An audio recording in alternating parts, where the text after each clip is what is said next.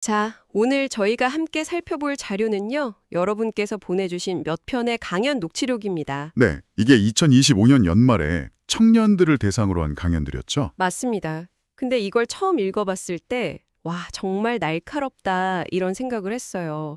요즘 청년들이 느끼는 불안의 어떤 핵심을 정확히 꿰뚫는 느낌이었거든요. 그렇죠. 그 진단도 날카롭지만 제시하는 해법이 상당히 독특합니다. 네, 그래서 오늘 좀 깊이 파헤쳐볼 가치가 있겠다, 그렇게 생각했습니다. 강연 시작부터가 좀 예사롭지 않아요? 아, 그 MBTI 물어보는 부분이요? 네.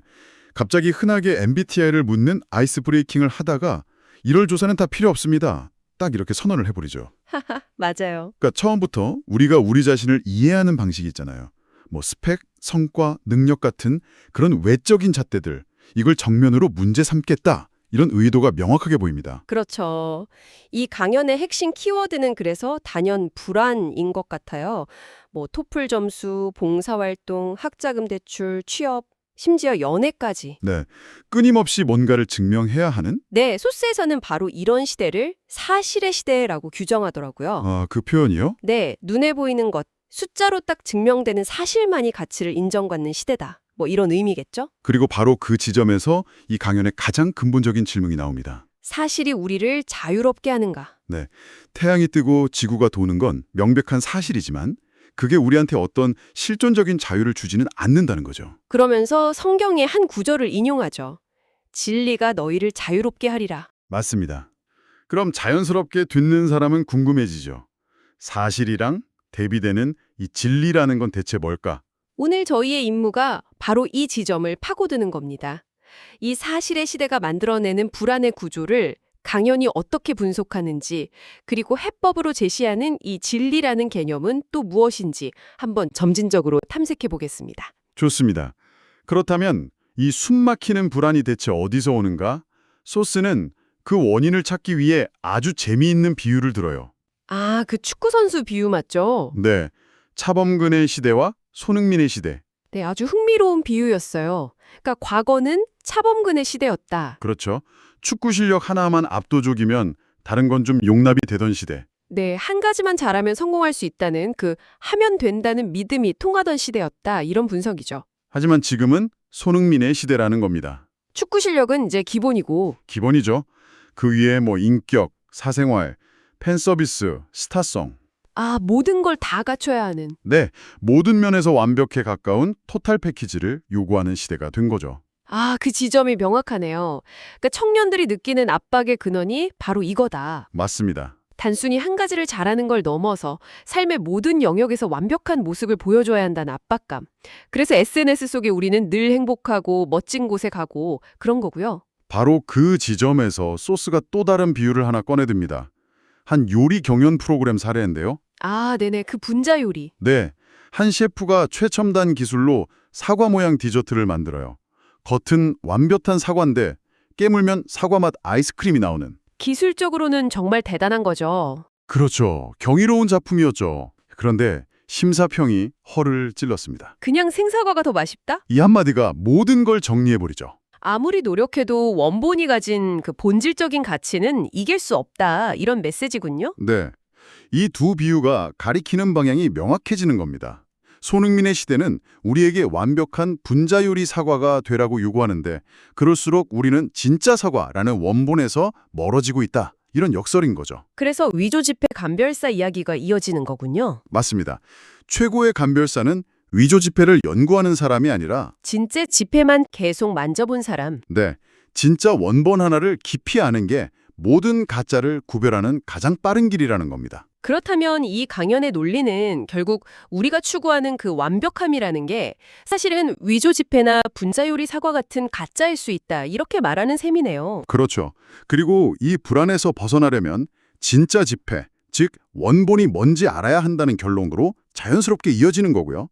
아, 그러면 그 원본이 대체 뭔지 궁금해지는데요. 바로 그 원본이 무엇인지에 대한 답을 찾아가는 과정에서 소스는 굉장히 뭐랄까 도발적인 선언을 합니다. 네, 저도 이 부분에서 정말 깜짝 놀랐습니다. 지금은 부흥의 시대다. 네, 심지어 2021년부터 시작돼서 벌써 5년째라고 단언을 하죠. 솔직히 요즘 사회 분위기랑은 너무 다른 진단이라 고개를 갸웃하게 되더라고요. 녹취록을 봐도 청주 막 술렁이는 게 느껴졌어요. 대체 뭐가 부흥이냐는 거죠? 네, 바로 그거죠. 강연자는 바로 그 지점을 노린 겁니다. 청중의 통념을 깨려고요. 이 강연의 핵심은 부흥이라는 단어의 의미를 완전히 재정의하는 데 있거든요.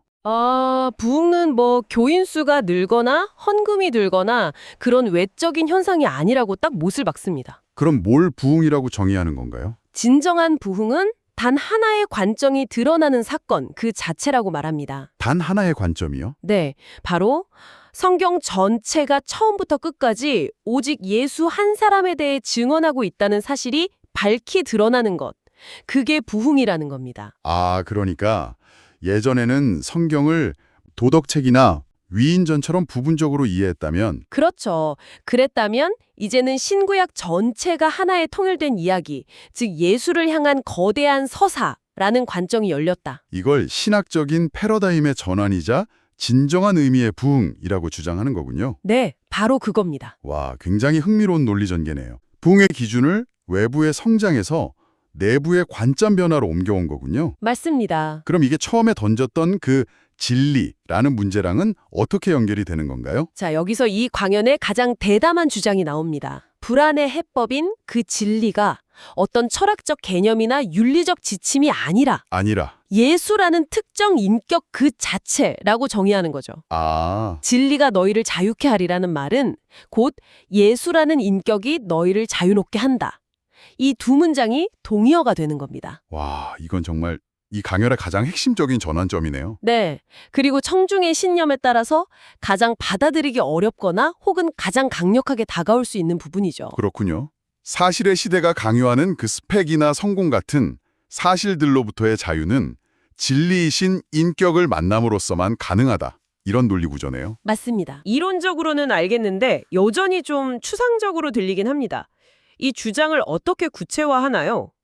바로 그 지점에서 강연은 증언이라는 형식을 가져옵니다. 개인적인 이야기들? 네.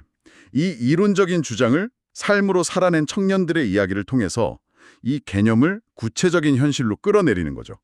이게 설득력을 높이는 가장 중요한 장치입니다. 네, 그 증언들이 정말 생생하게 기억에 남아요. 특히 할 청년 이야기가 인상 깊었는데 어떤 분이었죠? 자기는 태어날 때부터 늘 강하고 잘난 사람이었다고. 네네. 좋은 가정에서 자랐고 공부도 잘했고 늘 리더 역할을 맡았다고요. 심지어 교회에서 하나님은 약한 자를 들어 쓰신다 이런 설교를 들으면 나는 너무 강해서 쓰시기 어렵겠다고 생각했다는. 네, 맞아요. 그 고백이 참. 그야말로 사실의 시대가 요구하는 완벽한 인재상에 가까운 사람이었죠. 그랬죠. 그런데 그 청년이 사회생활을 시작하면서 인생에서 가장 큰 좌절을 경험하게 됩니다. 네, 자기 힘으로는 아무것도 해결할 수 없는 상황에 부딪히면서 스스로가 얼마나 보잘것없는 존재인지를 깨달았다고 말하죠. 그리고 자신의 강함이라 믿었던 모든 것이 무너져 내린 바로 그 자리. 그 어둠 속에서 비로소 빛으로서의 예수를 인격적으로 만났다고 증언합니다. 네, 그 증언들이 감정적으로는 굉장히 강력한 힘을 갖죠. 그렇죠. 근데 한편으로는 가장 힘든 순간에 종교적 해답을 찾는다는 어떻게 보면 좀 보편적인 이야기의 틀 안에서 해석될 수도 있을 것 같아요. 아주 중요한 지적이십니다. 강조하는 건 단순한 위로가 아니에요. 이 증언들에는 공통적인 패턴, 즉 자기 부인이라는 결정적인 순간이 등장합니다. 자기 부인이요? 네, 내가 할 수 있다고 믿었던 모든 것이 불가능하다는 걸 인정하는 순간, 내 힘으로 괜찮아지려던 시도가 완전히 실패로 돌아간 그 순간에 진짜 만남이 시작된다는 겁니다. 어둠을 알아야 빛의 가치를 알게 된다. 이런 설명이군요. 맞습니다. 내가 얼마나 깊은 어둠 속에 있는지 깨닫지 못하면 빛이 비춰도 그걸 빛으로 인식조차 못한다는 거죠. 또 다른 청년이 예수를 도너, 즉 장기기증자에 비유한 이야기도 그런 맥락에서 굉장히 강렬했어요. 네, 그 꿈 이야기였죠. 네, 빛으로 가득 찬 존재가 자기 빛을 하나씩 떼어서 어둠 속 사람들에게 나눠주다가 결국 자신은 모든 빛을 잃고 어둠 속에 남게 되는 모습을 봤다는. 그렇죠.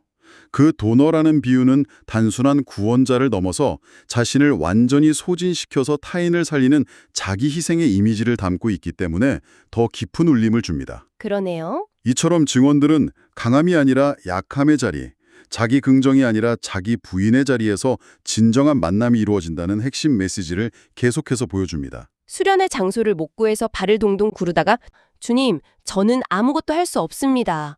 라고 포기했을 때 길이 열렸다는 이야기나 네. 나는 의인이 아니라 죄인을 부르러 왔다는 말씀을 듣고서야 저 말씀이 바로 나를 부르는 소리였구나 하고 깨달았다는 이야기. 전부 다 같은 구조를 가지고 있죠. 정리해보면 이 강연들의 논리는 사실의 시대가 요구하는 강함의 증명과는 정확히 반대 방향을 가리키고 있네요. 네. 정반대죠. 나의 능력으로 나를 증명하려 애쓰는 삶이 아니라 오히려 나의 무너짐과 무능함을 인정하는 바로 그 자리에서 진정한 자유를 얻게 된다는 주장입니다. 맞습니다.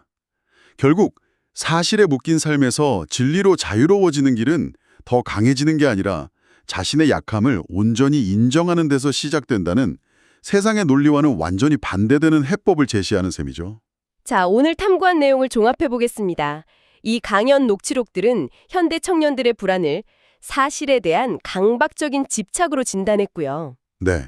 그리고 그 해법으로 외부의 사실이 아닌 진리이신 예수라는 인격을 만나야 한다고 주장했죠. 흥미로운 점은 그 만남이 내가 가장 강하고 빛날 때가 아니라 가장 약하고 모든 것이 무너져 내린 그 실패의 순간에 찾아온다고 일관되게 이야기하고 있다는 겁니다. 여기서 우리가 마지막으로 주목해야 할 정말 가장 도발적인 문장이 소스의 마지막에 나옵니다. 아, 어떤 문장인가요? 이 모든 논리의 귀결점이라고 할 수 있는데요. 강연자가 이렇게 말합니다. 예수는 우리를 격려하러 오신 분이 아니라 우리를 끝내러 오신 분이다. 그리고 이미 끝내셨다. 끝내러 오셨다니요. 그건 정말 강렬하고 어쩌면 조금 섬뜩하게 들리기까지 하네요. 그렇죠. 우리가 보통 종교에서 기대하는 위로나 격려와는 완전히 결이 다른 메시지입니다. 네. 바로 그게 이 강연의 최종 목적지인 겁니다. 이 주장은 사실의 시대 속에서 더 나은 나, 더 완벽한 나를 만들기 위해 분투하던 그 옛자아는 격려와 개선의 대상이 아니라 완전히 끝나야 할 대상이라는 선언입니다. 사실로 나를 증명하려던 그 자아는 이미 예수와 함께 죽었고 이제 우리는 완전히 새로운 정체성으로 살아간다는 아주 급진적인 주장인 거죠. 그렇군요. 더 나은 내가 되기 위한 노력이 아니라 이전의 나는 이미 끝났음을 받아들이는 것에서 진정한 자유가 시작된다. 이런 의미로 해석할 수 있겠네요. 네, 정확합니다. 이 지점은 듣는 분들에 따라 굉장히 많은 생각을 하게 만들 것 같습니다. 여러분의 삶에서 무언가를 더 잘하기 위한 격려가 아니라 이전의 방식이 완전히 끝장나는 끝냄을 통해 오히려 새로운 시작을 경험한 순간이 있었나요? 오늘 탐구한 소스가 던지는 이 역설적인 질문, 즉 진정한 자유는 자기 개발을 통해 얻어지는 것인지 아니면 자기 포기를 통해 얻어지는 것인지 스스로에게 던져보는 것도 의미 있는 사유의 시간이 될 것 같습니다.